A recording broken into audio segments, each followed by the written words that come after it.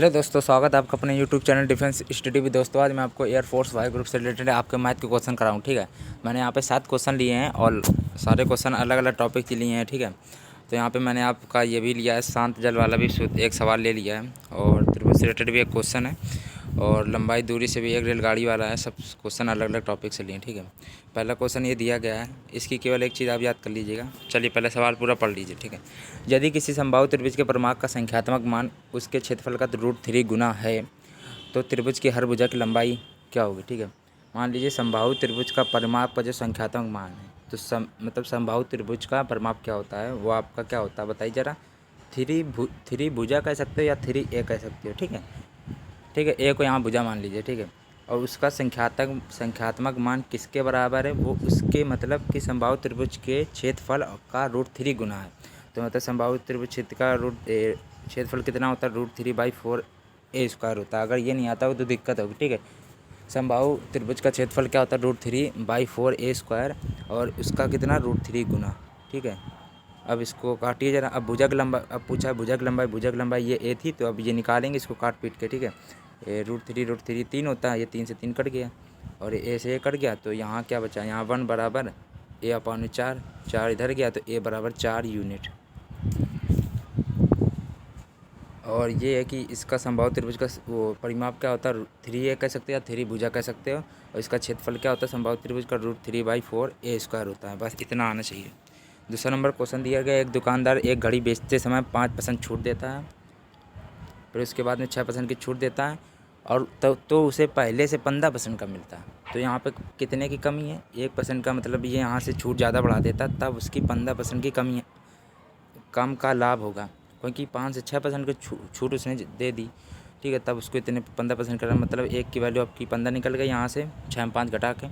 और तो कोई भी चीज़ 100% होती तो अंकित मूल्य 100 है मान लीजिए, तो 15 का एक की वैल्यू 100, तो 15 की वैल्यू 1500, 100 की वैल्यू 1500 होगी। ठीक है, इतना आ गया होगा।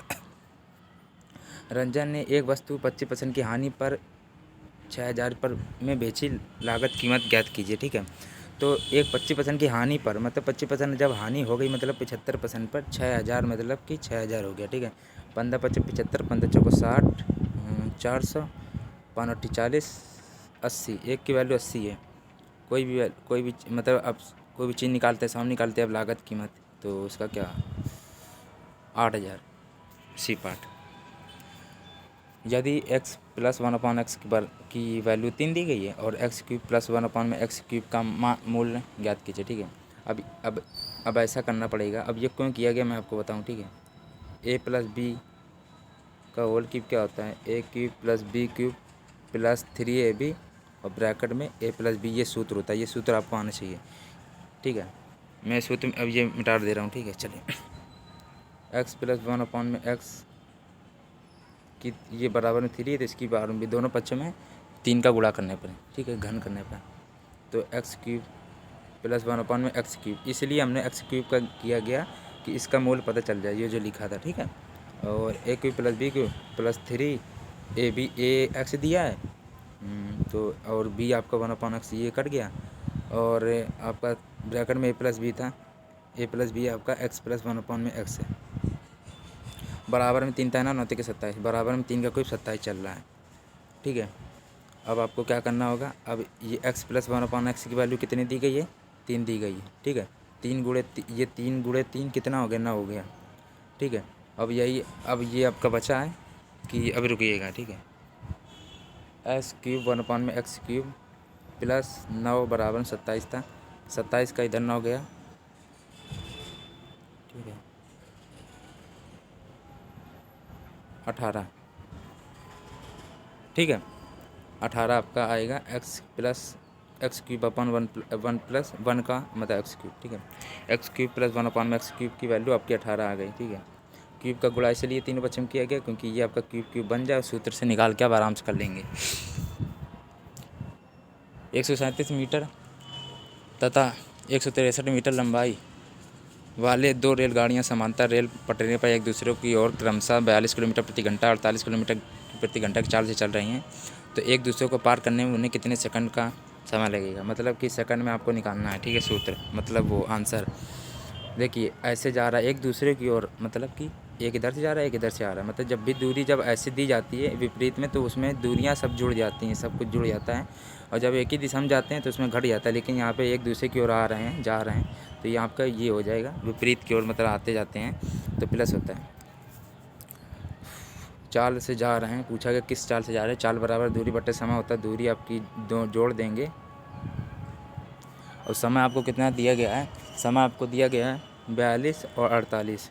ठीक है, अभी रुकिएगा। 7 3 10, हाथ से लगी 1, 6 4 10, हाथ से लगी 1 3, और 8 2 10, हाथ से लगी 1, 4 8 9। अब ये है कि मतलब 300 बट्टे में 90 था। 90 ये किलो 90 आप ये 300 तो मीटर में है, चलिए ठीक है। लेकिन ये किलोमीटर प्रति घंटा है, तो किलोमीटर प्रति घंटा को मतलब आपको ये जानते हैं, आपको सेकंड में ये सब सेकंड में मतलब चेंज करना है। तो उसको किलोमीटर को मीटर पर सेकंड में 5/18 से गुणा करते हैं। 18 पंचे 90 होता है, 55 25 हो गया, 25 25 चको 100 होता है, तो ये तो 300 है, तो 12 हो गया, 12 सेकंड। यदि किसी त्रिभुज के कोणों का अनुपात 1:2 है, देखिए यदि दो भुजाएं अगर समान होती हैं तो हमेशा समद्विबाहु होता है। लेकिन 2,2,3 होता तो वो समकोण वो समबाहु हो जाता। ठीक है, देखिए 1 2 2 है, दो भुजाएं अगर बराबर होती समद्विबाहु होता है। अगर 2,2,2, सब तीनों समान होती तो समबाहु होता। ठीक है, लेकिन राइट का ऑप्शन ए पार्ट, समद्विबाहु त्रिभुज। एक नाविक धारा की दिशा में 20 किलोमीटर प्रति घंटा से चाल से चलता है, पुनः धारा के विपरीत। देखिए यार, वीडियो अच्छा लगा तो लाइक कर दीजिएगा। ठीक है, ऐसे क्वेश्चन आपके आते हैं। ठीक है, और मैं आपको अभी बताऊंगा लास्ट में कि मैं 1-2 दिन के अंदर कौन से टॉपिक पे कराऊंगा। ठीक है, चलिए। तो नाविक धारा की दिशा में 20 किलोमीटर प्रति घंटा की चाल से चलता है, पुनः धारा के विपरीत दिशा में 10 किलोमीटर प्रति घंटा से चलता है, तो शांत जल में नाविक की चाल। देखिए ऐसा होता है ये सवाल। देखिए कोई शांत जल वाले, ये सबसे ईजी क्वेश्चन शांत जल वाला। ठीक है, ये मतलब होते ईजी नहीं, पर ये वाला क्वेश्चन सब कोई ईजी आते हैं, कोई कठिन आते हैं। ठीक है, आपके लेवल में ज़्यादा कठिन पेपर नहीं आता एयरफोर्स में। ठीक है, देखिए ऐसा होगा, जब एक दिशा में जाता है फिर वापस आता है, क्योंकि विपरीत का है ना, जाता है आता है एक ही दिशा से, तो वहाँ पर सूत्र लगता है D+V/2। मतलब जाने की दिशा आने की दिशा जोड़ के /2 कर सकते हो। तो 20 + 10/2, 30/2, मतलब कि 15 किलोमीटर प्रति घंटा। अब किलोमीटर प्रति घंटा क्यों है, क्योंकि ये सब किलोमीटर प्रति घंटा में दिए गए थे। ठीक है, और मैं आपको कैलेंडर की ट्रिक बताऊंगा। ठीक है, जैसे कि आपको जैसे आपने छोटे मोटे सवाल पढ़े होंगे कि 10 जनवरी को बुधवार है तो 17 क्या होगा। ये तो सिंपल है। ठीक है, 7 दिन बाद वही होगा। ठीक है, लेकिन ये होता है कि जब दिया जाता है कि 15 जनवरी 1950 को क्या था, तो मुश्किल होता है निकालना। तो वो हमको मैं आपको 2 सेकंड केवल लगेंगे, तो मैं आपको ट्रिक से बताऊँगा। और कोड वोड याद करने पड़ेंगे, 2 मिनट में याद हो जाएंगे। ठीक है, और कोई दिक्कत नहीं होगी। वीडियो यदि ये वाला अच्छा लगे तो बताइएगा। ठीक है, और प्लीज़ लाइक कर दीजिएगा।